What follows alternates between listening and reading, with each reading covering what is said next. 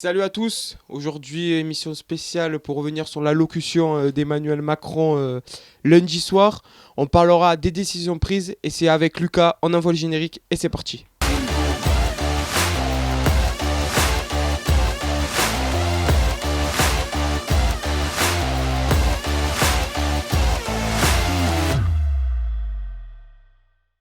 Allez, retour en plateau ici avec Lucas, ça va Lucas? Ça va très très bien, ravi de vous retrouver dans News pour débriefer ensemble de l'allocution du président Macron qui a annoncé de grosses mesures, Très grosse un mesure. événement. Allez les amis, d'abord on va recontextualiser comme on le fait d'habitude. Rappelons les cas. Dans le monde, on compte actuellement 168 019 cas pour 6 610 morts et 148 pays sont actuellement touchés.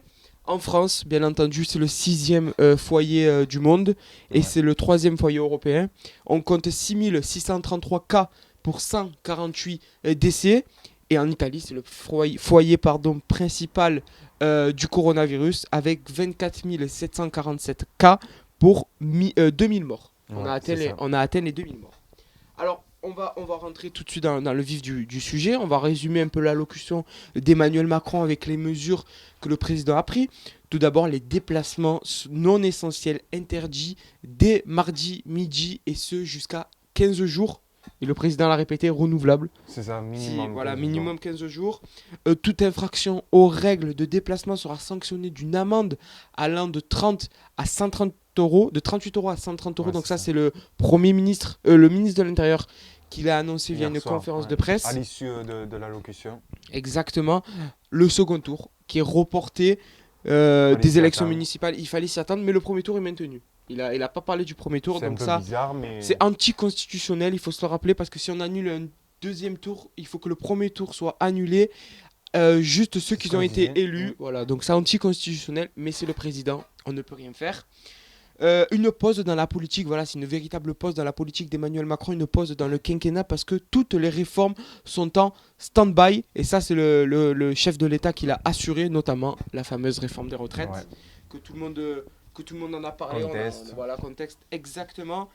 Une garantie de l'État pour les entreprises à hauteur de 300 milliards d'euros, Ouais. c'est-à-dire qu'il n'y aura aucun licenciement, aucune faillite pour les entreprises, donc ça c'est le chef de l'État qui l'assure. C'est énorme, ça va coûter cher à l'État tout ça. Mais ils vont prendre des sous, je pense, dans l'Europe, dans l'Union Ouais. européenne. Mais il n'y a pas que la France. En ce moment, c'est tous les pays qui sont Oui, touchés par oui. l'économie. Donc, Mm. ça va être très compliqué de se refaire économiquement. Pas seulement pour la France, mais pour les autres pays. Donc, l'UE, peut-être, ne pourra pas donner l'argent nécessaire. Mm. Ça va être très compliqué de relancer l'économie dans chacun des pays. Un dispositif de chômage partiel sera massivement élargi. Emmanuel Macron l'avait déjà dit jeudi dernier lors de sa première allocution sur le coronavirus. Et la dernière, c'est les frontières. Ça, c'est un acte fort. Les frontières de l'espace Schengen sont fermées et ce jusqu'à pendant 30 jours. C'est-à-dire que si vous faites un voyage à Tokyo, par exemple, pas sûr que vous pouvez revenir sur le sol français. Ah, À moins si vous êtes français, il faut voir avec l'ambassade. oui, il y aura un Euh, rapatriement. Comme voilà, on il y a aura un dit, rapatriement. mais Moi, j'ai contacté Greg Empêche-moi qui est actuellement à Cuba. voilà. Il est à Cuba, à La Havane, il se fait plaisir. Et je lui ai demandé, il m'a dit on a contacté les ambassades, etc.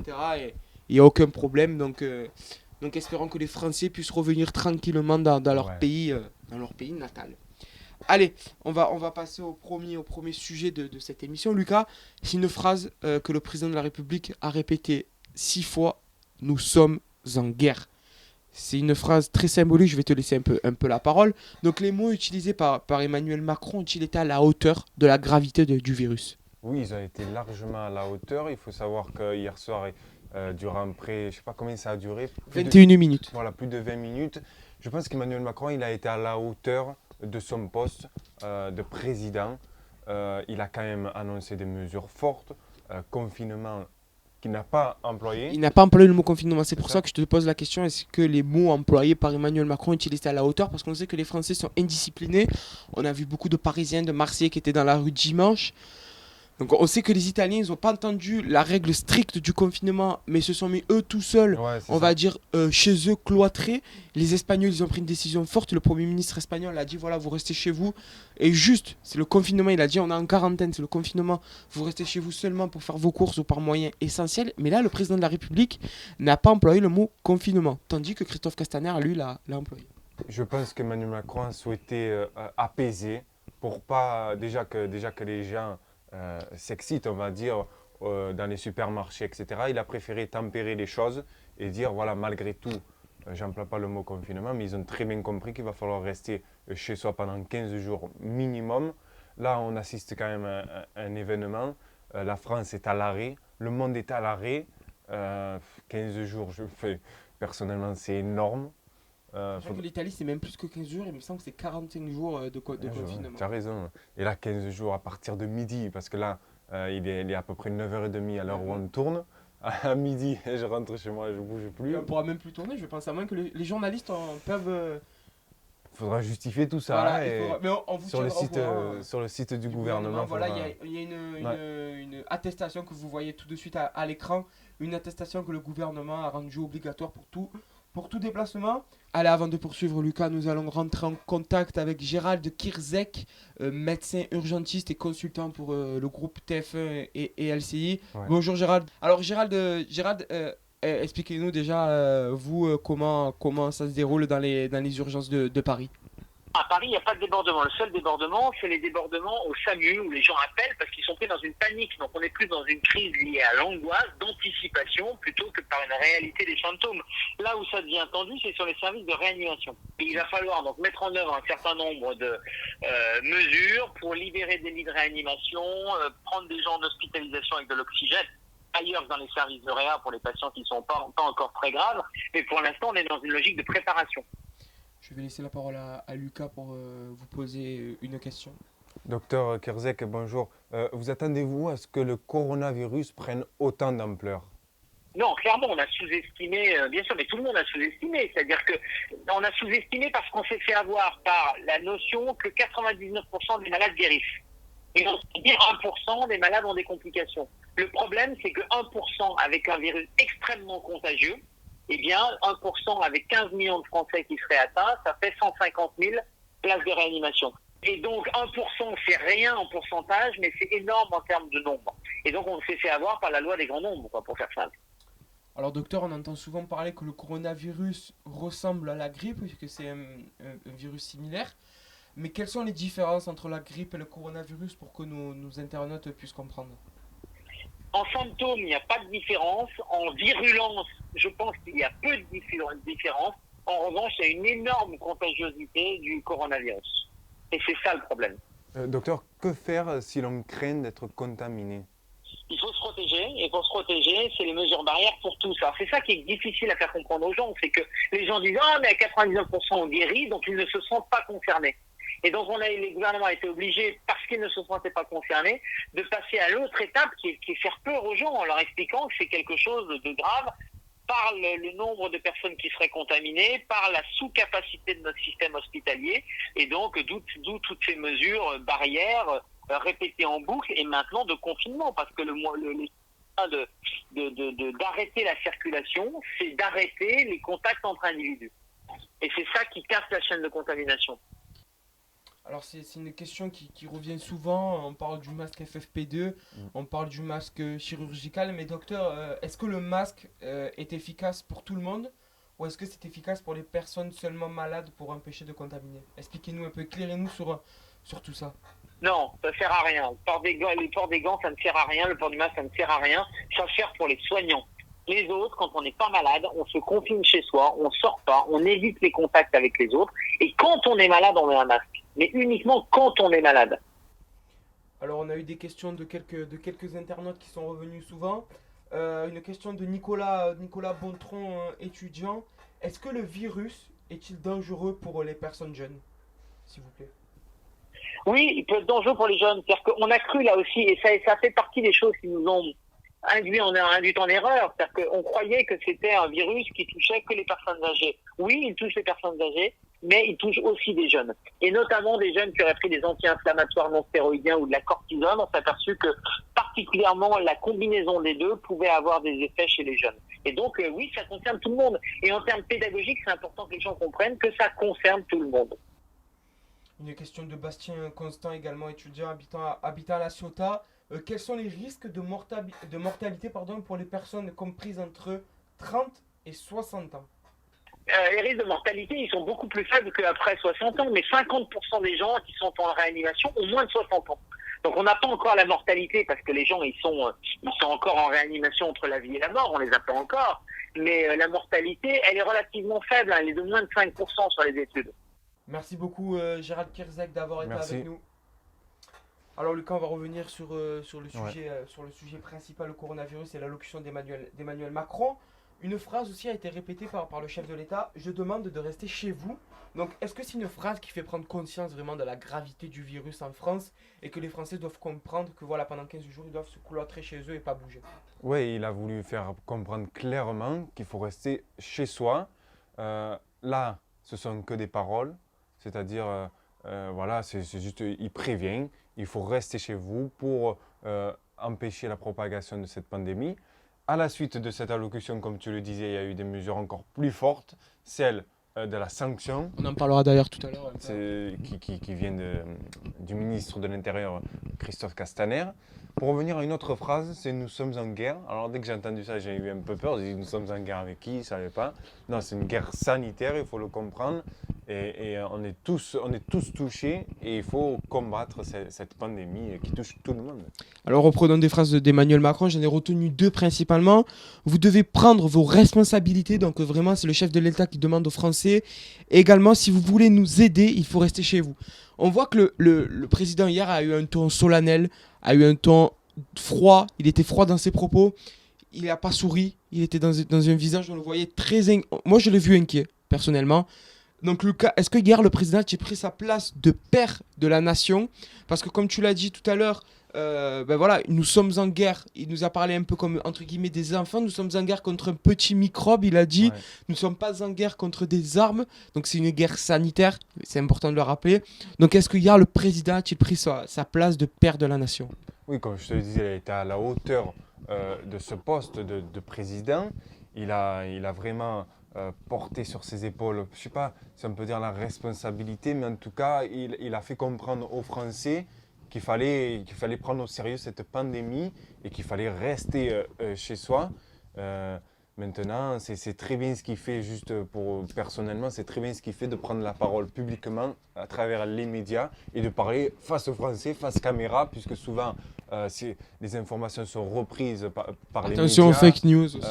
On a une source de l'Élysée qui dit ça, une autre qui dit ça, une source proche de l'Élysée qui dit ça. Là, c'est vraiment le président qui parle aux Français. L'audience est au rendez-vous, enfin, peu importe l'audience, ça profite d'accord aux chaînes, mais au moins on voit que les Français ont suivi l'allocution d'Emmanuel Macron, donc ça reste quand même positif et on est au courant et on sait à quoi s'attendre, quoi. Juste avant de poursuivre, vous le voyez à l'écran, le tweet d'Emmanuel Macron un peu plus tard. Restez chez vous Ouais. sur un fond rouge, ça montre vraiment la gravité. Et avant de continuer, moi je voulais revenir sur les fake news. Attention, on voit beaucoup passer sur les réseaux sociaux. J'ai un ami, mon père, il travaille au ministère de Ouais. l'Intérieur, que son collègue lui a dit. Faites très attention à ça. Regardez les chaînes sérieuses, les radios sérieuses, les presses écrites sérieuses, les Multipliez journaux vos sérieux. sources. Multipliez vos sources, faites très attention aux fake news. Ouais. Alors Lucas, tu le parlais tout à l'heure, le dispositif de confinement mis par l'État, c'est Christophe Castaner, comme je le disais également, qu'il a annoncé via une conférence de presse quelques minutes, une trentaine de minutes après l'allocution d'Emmanuel Macron. On va prendre les responsabilités qui ont été prises. 100 000 policiers et gendarmes vont être déployés sur les territoires. Il va y avoir des contrôles fixes et mobiles. Et les personnes qui circuleront devront être en mesure de justifier leur déplacement avec l'attestation que vous voyez tout de suite à l'écran. Et bien sûr, cette attestation doit être téléchargée sur le site du gouvernement. Ouais. Ou alors demander à son employeur. C'est ça. Peut-être demander à son employeur, ça sera bon.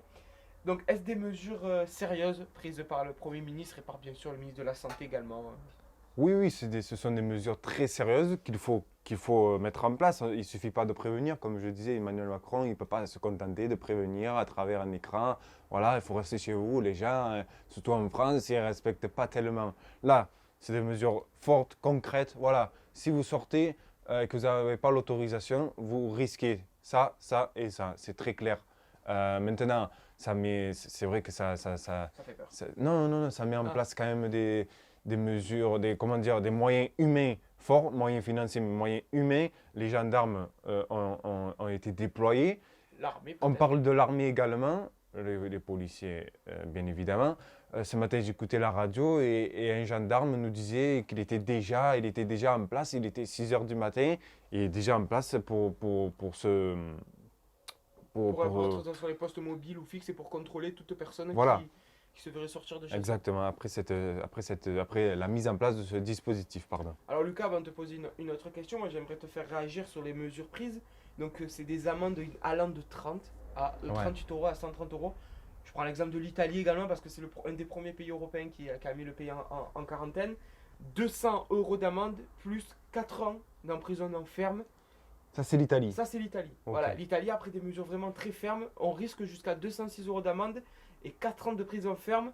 Est-ce que pour faire peur aux Français et pour leur faire comprendre, il aurait-il fallu pas mettre des mesures allant jusqu'à la prison?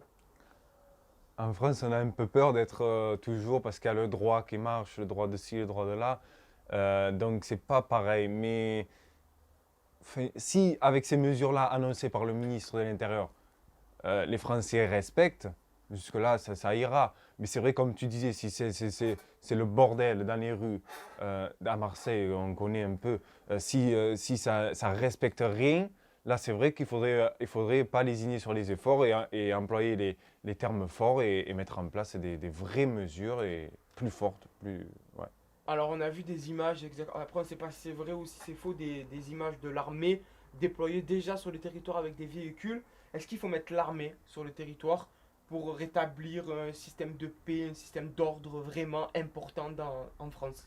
Ça dépend, comme je te disais, si vraiment les Français respectent ce dispositif, il n'y aura pas besoin de mettre l'armée. Je ne vois pas pourquoi.